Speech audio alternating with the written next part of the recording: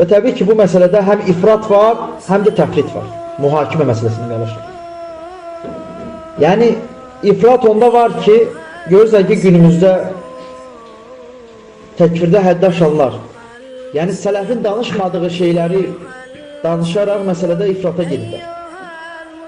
Nə bilim, mühakimədən olmayan şeylər də mühakiməyə qataraq, nə bilim, insanın öz nəfsini müdafiə etməsi kimi və ya bu müdafiə etmədə də qardaşlar, bunu küfür görənlər də öz içlərində müəyyən qruplara bölünürlər. Bəziləri zorla aparılsa bu küfür deyil, bəziləri deyir, yox, maşınla aparılsa küfürdür.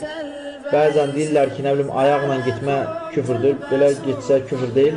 Cürbəcür görürsən ki, sələfin, əhl-i sünnənin danışmadığı şeylər nədir? Danışılmır.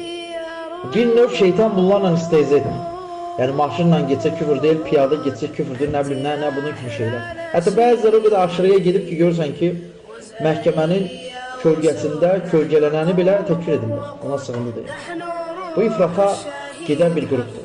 Lakin təfritə gedənlər də var. Təfritə gedənlər də bunlardır ki, bunlar da görürsən, ən başda bunlar da kimlərdir qardaşlar? Murciyələr, cəhmilər. Bunlar da mühakimə olunmağın, yəni tağuta mühakimə olunmağın küfr olmayacağını deyirlər. Qəlbləri ilə halal görmədir. Bu da təbii ki, onların cəhmə etiqadından irəli gəlir.